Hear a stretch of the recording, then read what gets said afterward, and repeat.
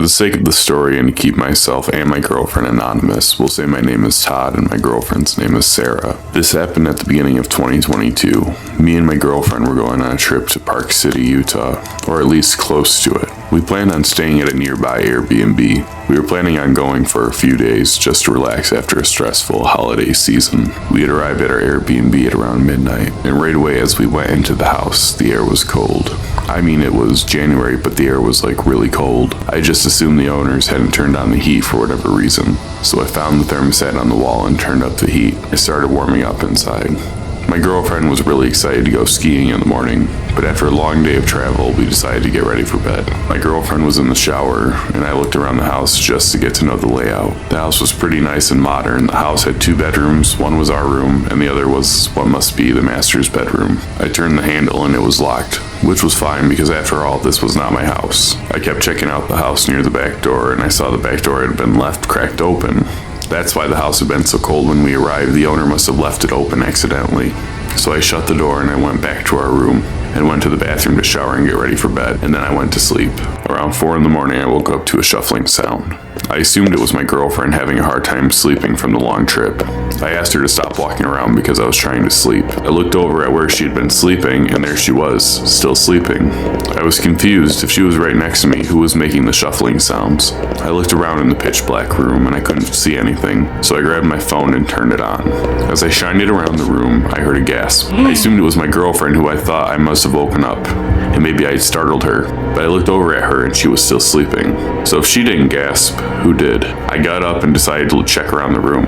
I checked the closet, behind the curtains, I checked everywhere, and found nothing. I felt like I was losing my mind. I laid back down and just laid there, contemplating any fathomable solution to what I'd been hearing. As I laid there for what must have been 25 minutes, I heard the shuffling again. I listened intently to try to pinpoint where it was coming from, and I realized it was coming from underneath us, under the bed.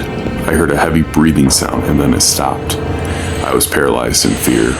As the first sign of morning light peeked through the window, I saw a scary, bearded man with a deranged smile kneeling next to my girlfriend. He was licking his lips. His teeth showed to have a green shade with what must have been moss festering on his teeth.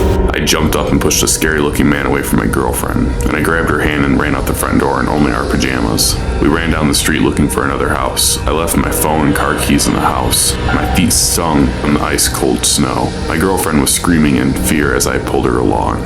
I looked back in the direction of the Airbnb and saw our car peel out of the driveway and come speeding down the street towards us. I yelled at my girlfriend to run to the tree line on the side of the road. We ran through the deep snow. We were too scared to feel the cold or the jagged edges of the hard snow. My car has all-wheel drive, so he followed us, driving where we had just been running. Thankfully, we made it deep into the tree line. By the time he had reached the beginning of the trees, we heard what sounded like screaming, laughing, and crying all at once, coming from what must have been this man. My girlfriend and I ran until we heard the sound of my vehicle drive away.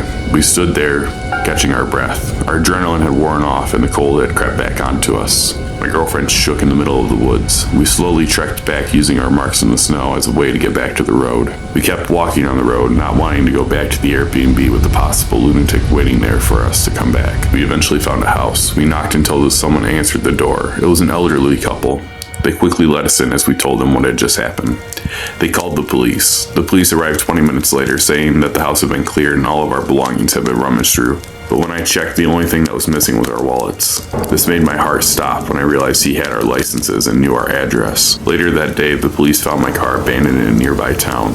The owner of the Airbnb apologized profusely. He said he must have left the back door unlocked when he was getting the house cleaned for us to stay there, and some random person decided to stay there. The Airbnb owner refunded us the full amount. I never found out if that man was ever caught.